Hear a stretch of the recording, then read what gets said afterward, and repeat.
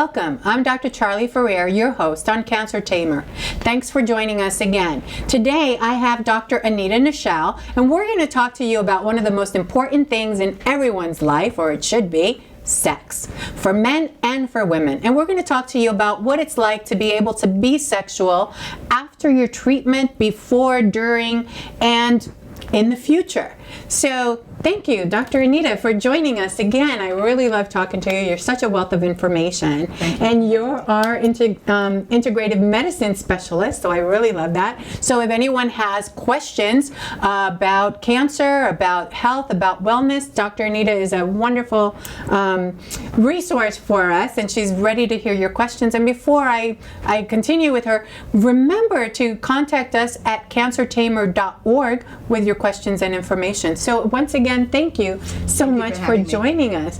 So let's talk about sex and how it's slightly different for women in particular who have undergone breast surgery or have ovarian issues, ovarian cancer. And since our show is about cancer, we're going to try and stick to that topic. But sex in general. So what is it that women most experience after being diagnosed with breast cancer, and how does that affect their sex life? Well, we have to consider that sexuality at any age can be challenging, but it's more so very challenging for women who have undergone or been diagnosed with breast cancer, because typically women who are diagnosed with breast cancer falls into that range of over 40-something or over 50-something, which is that menopausal, perimenopausal range. And so that in and of itself can be very challenging because they're already experiencing symptoms of menopause, which includes loss of libido, vaginal dryness, and so if we throw in breast cancer, we're throwing in a whole another issue. An entirely different dimension.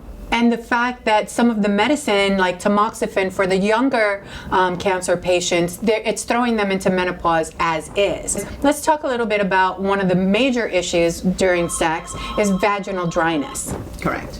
And so one of the things that women experience is that when they're taking their medicine, or if they've had ovarian cancer, they do experience some vaginal dryness. And how do we cope with that? How do we circumvent that issue when we're ready to go back and have sex? Well, breast cancer is a little bit different from ovarian cancer in that breast cancer does not necessarily involve the surgeries that an ovarian cancer patient is undergoing, because with ovarian cancer there's complete hysterectomies, which involves reconstruction of the vagina depending on how extensive the surgery.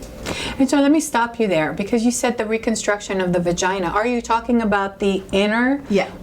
Because I know in some women who have hysterectomy, they also lose their uterus and such. Correct. And so now you have a whole nother issue to talk about. Correct. And so, and we'll talk about breast in a minute, but when they're doing a surgical reconstruction of the vagina or having sex afterwards, I mean, what does that entail? Well, typically, a complete hysterectomy includes, so if you're talking about ovarian cancer, complete hysterectomy includes having the uterus removed, having the ovaries removed, having the tubes be removed, and so that the uterus sort of leads into the vaginal canal. And so if you're removing uterus, then you are closing up a part of the vaginal canal. And so I would imagine then that would cause quite a bit of discomfort. Correct. For women who have had that surgery. And then if their partner is bigger than, say, 6 inches or so, they're going to experience a lot of discomfort. Correct. And so sex then will become something they don't want. Very challenging. That's right, because it's I didn't realize that they did that. Yeah, one, you're dealing with scar tissue from the surgery. You're dealing with shortening the length of the vagina, which the average length of the vagina is about 4 centimeters and tends to extend to about 6, and that varies, anatomically in different women. So there's the discomfort of just having had a total hysterectomy, And then there's the discomfort of vaginal dryness. Right, and what I'm looking at too is the fact that now you have, on top of the issue that you had with the cancer and the ovarian cancer, now you have an issue of your libido and your desire and your comfort, and now you have dyspareunia, Correct. which is pain during intercourse, or now you have anorgasmia, which is now you can't have orgasm. So I mean, you know, a lot of the times, and I have to say this because I remember when I went in and I was told I had breast cancer, and the first thing that the doctor wanted to do was remove my ovaries as well, and remove my uterus and do a full hysterectomy. And I'm thinking, what the hell are you doing? Because I'm only here for like breast cancer, right. You know? And so she's like, oh, no, this is what we do to prevent. And I think that sometimes, I mean, personally, I think that sometimes the doctors are very quick to let's go in and do surgery and remove everything because of the possibility of.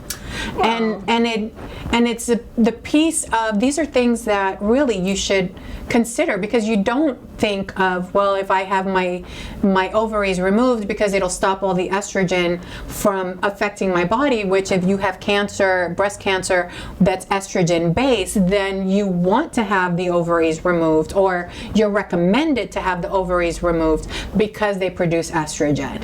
But now you have opened up a whole nother can of worms, because now you're removing this, you're messing with the internal functioning of your body, your vagina, your uterus, and everything else, and now you've just opened up a whole nother can of worms, and you know, and a can of discomfort, and you know, I'm a sexologist by profession, and so my thing is making women feel more comfortable with their sexuality, with their body, and so on, and we do workshops on body love. And so I look at it from the perspective of, you know, here's another issue to throw at a woman to now not like their body because it's discomforting. And it's you know, and now you have a problem with your partner, because now your partner is going to go, well, what's wrong with you? I've been having sex with you for months, years, you know, decades, and now you don't want to have it because now you're complaining that there's pain. Oh, we'll use a lot of lube, but that's not the issue. The issue is you've gotten a shortening, kind of like a gastro patient who has their stomach stapled or removed, and now the flow of the food isn't going through the full process, and so they can't eat certain things. So I think, and my whole point of bringing this up was the fact that now when you're looking at having these surgeries, you need to consider how important sex is to you, how important your relationship with your partner is to you, because that is a factor as well. What can be done without being so radical in your decisions? And then I know another issue that someone brought up was the fact that as a younger cancer patient, somebody that's in their 20s, somebody that's in their 30s, they might want to have children in the future.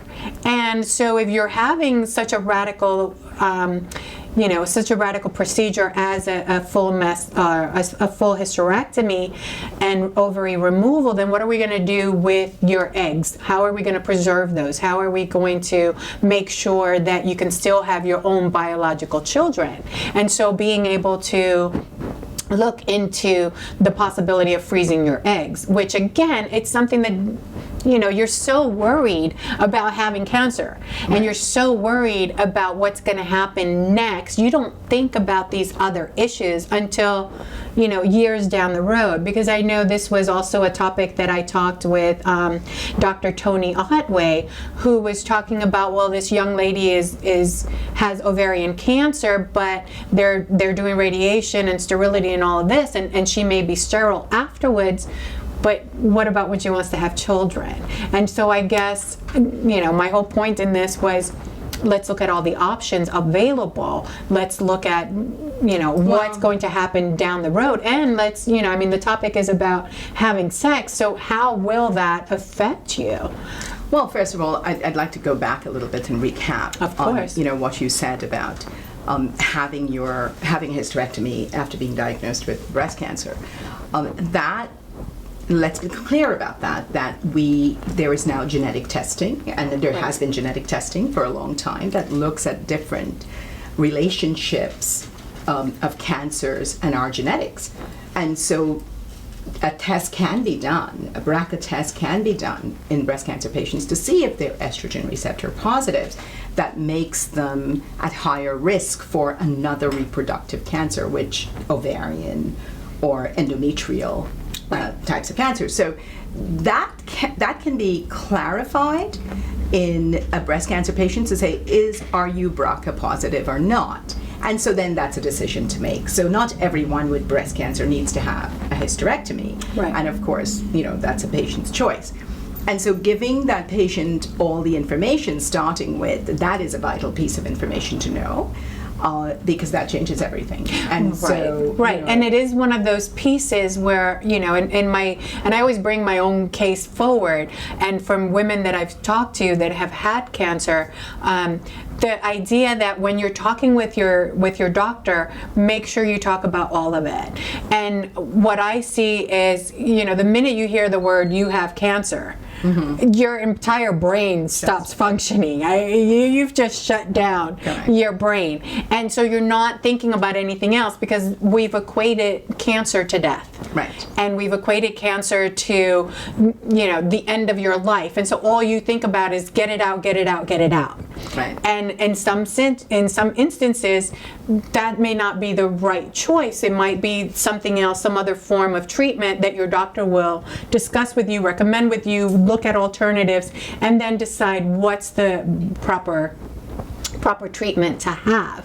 And so, my caution to our viewers is make sure you look at all the possibilities. Definitely. Make sure about the things that will affect you, because a hysterectomy will affect you. Yes. It'll affect your relationship.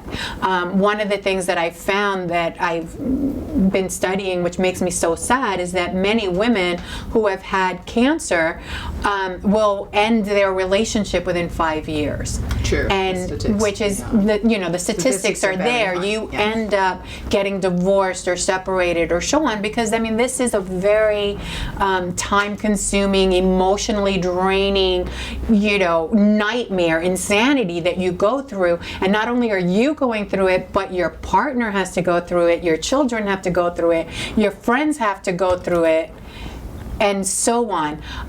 And so, it's not a one-person thing. Even if you're by yourself. I've gone through this process by myself, but I'm looking at the future as well. Yeah. Charley's not going to die tomorrow, and she still wants sex.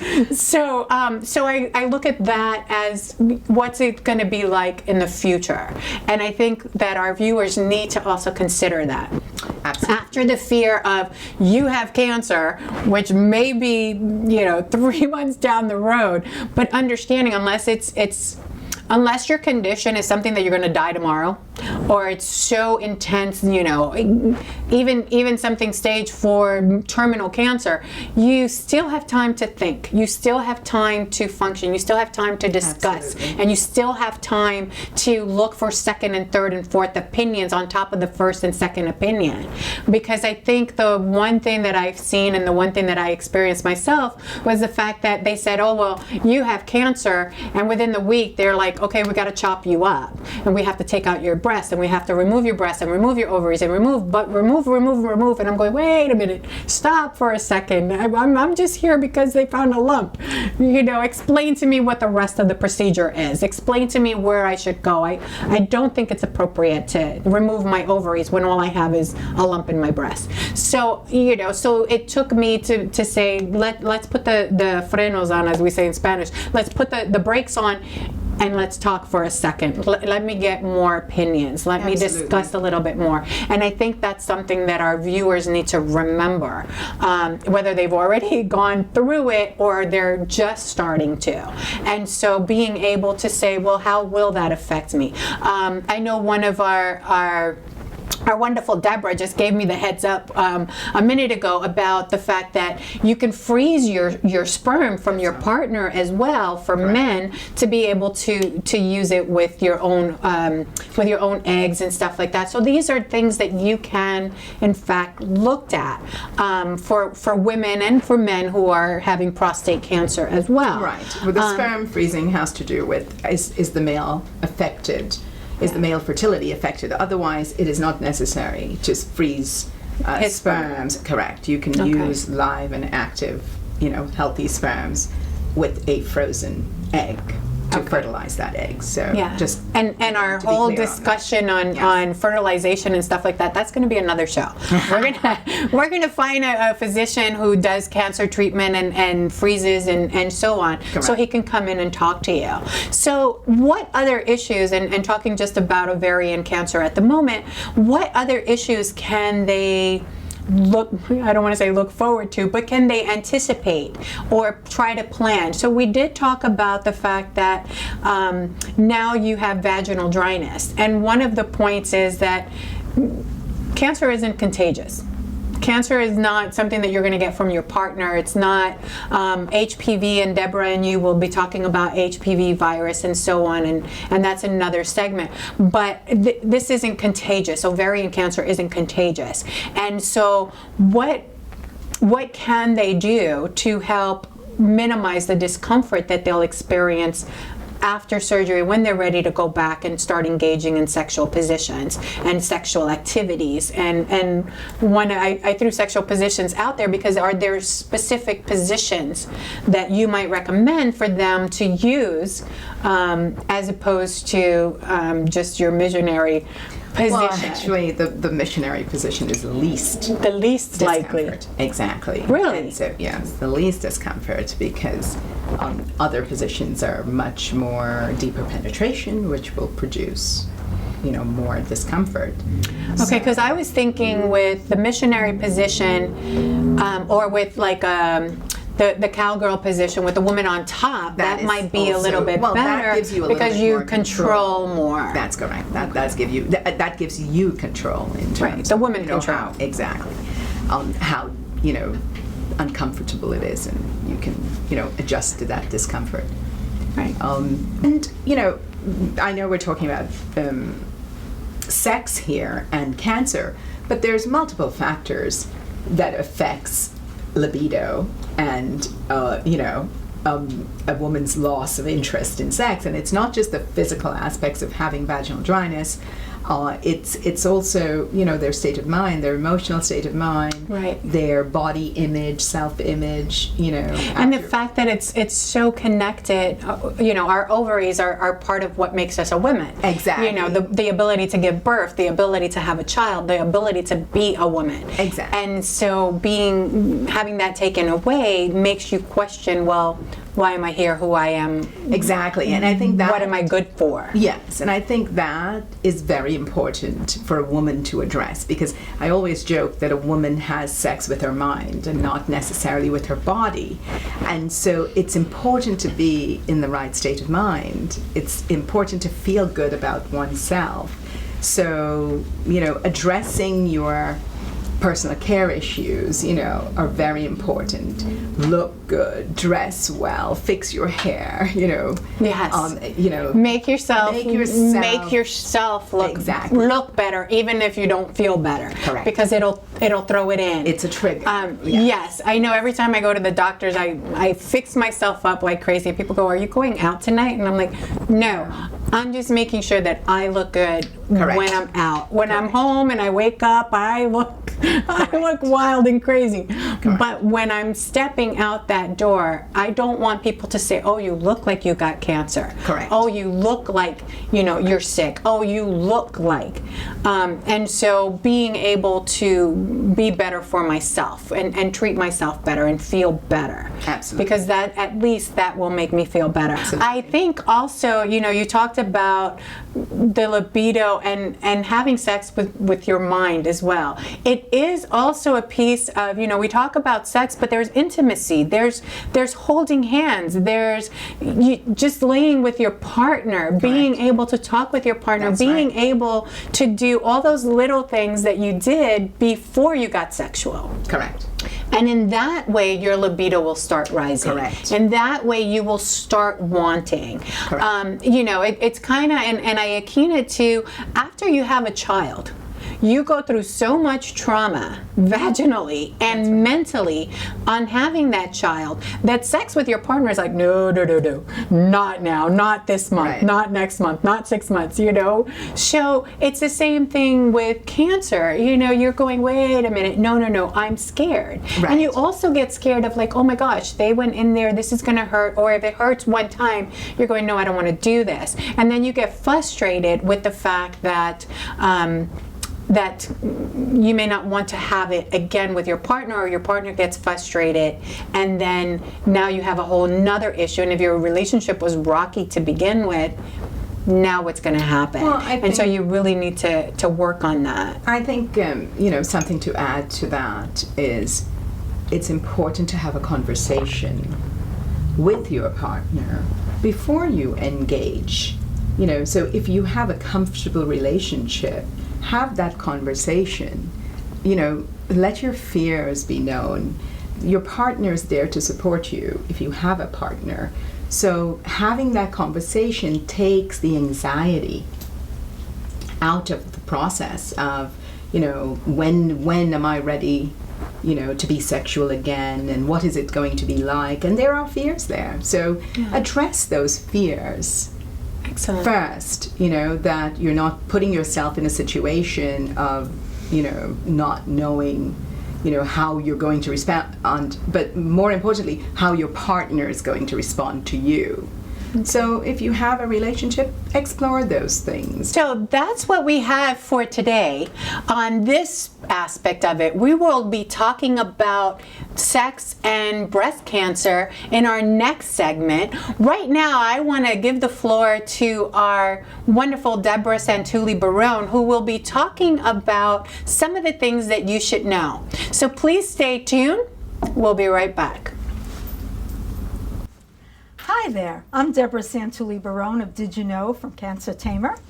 How are you today? I'm glad we're here to talk about something I found very interesting. I just read a book, and the name of it is For the Women We Love, and it's a breast cancer guide for men.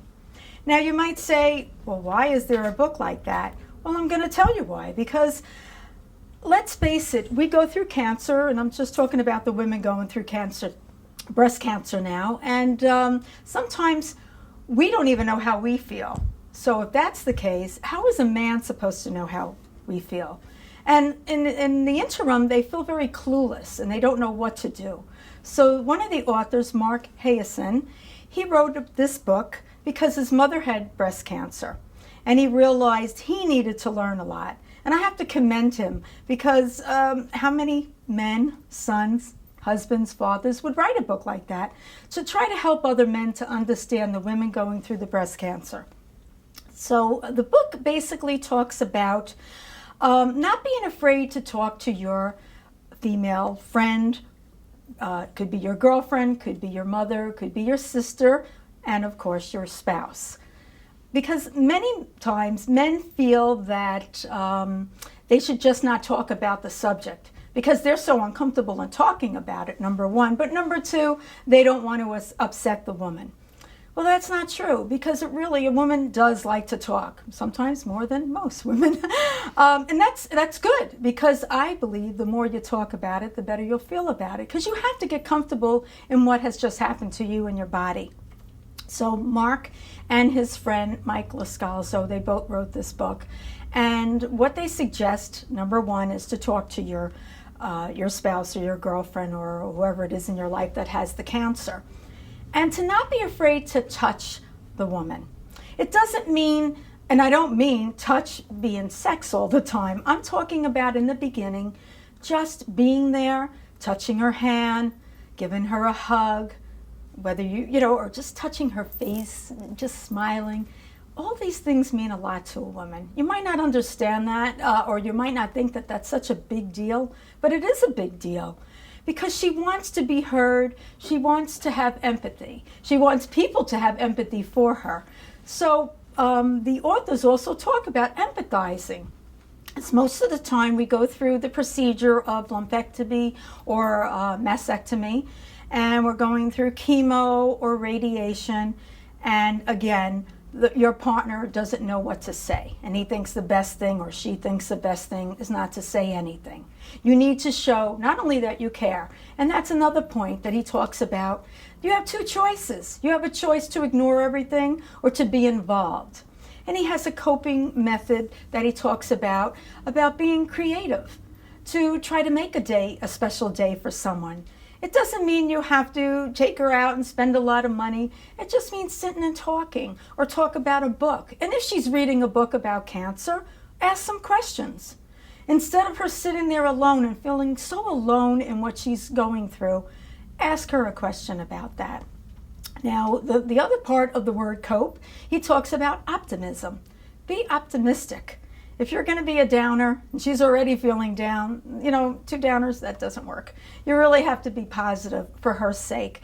And in the end, it will help you, because then you'll feel more positive. Then we talk about peace, having some peace and tranquility in the house, and letting everyone else know in the family what is expected of them. If it even entails sending out some information to your family, to your children, about helping with the chores, making tea for the mother or the sibling or whoever, then they should do that. Everyone should be pitching in, because as a woman who's taking care of a home, that's on her mind. Like, oh my, I can't take care of this now. I can't cook for my family. They're not eating healthy. Well, she needs to forget all that to begin with. But besides that, you need to make sure that she is eating healthy, because all the books that I've been reading about cancer also talk about you have to eat healthy. And that entails not eating a lot of fats and greasy stuff, especially if you're on chemo. The grease can actually make you feel very nauseous. With radiation, you feel exhausted. So okay, pick up the slack, wash the dishes, or cook. These are things I'm not telling you. This is what the book tells the other guys to do, and I think it's great. I wish I had read that before. That would have helped me. But what I really found interesting is that this man decided to find out who the doctors were that his mother was going to, and to also make the appointments, because it does become overwhelming because you're inundated with so many doctors. I know with myself, between my breast cancer oncologist, my breast surgeon, I also, because I have leukemia, I have a leukemia doctor. I have a nurse practitioner. I still have to go to the gynecologist. These are all things, how do you remember everything, and blood work, and then exercise, because you need to exercise to feel healthy. So these are things that the two authors decided that they would take on. They would be involved in making the appointments, even keeping a chart, because that's important too. Keep a chart so that you know what's coming up next. Actually, recently, I was very busy taking care of someone else in my family, and I forgot to make my appointments for January. Every 6 months I'm supposed to see the breast oncologist, I'm supposed to get a mammography. I forgot. Now if somebody else was helping me, that would have helped too. So, but let's face it, not everyone's going to do that, but I think it's great. But what I found interesting on top of that is that just having peace, getting other people involved in the family to help out, means a world of good to a woman or anyone going through any kind of cancer. This is a great book. I believe a woman should read it first and then give it to her spouse, her partner, her brother, her father, whoever you're living with. It doesn't matter, because anything can help. And again, I commend these two guys. I think they're swell, and I hope you get a chance to read it. Thank you so much. Goodbye. Bye.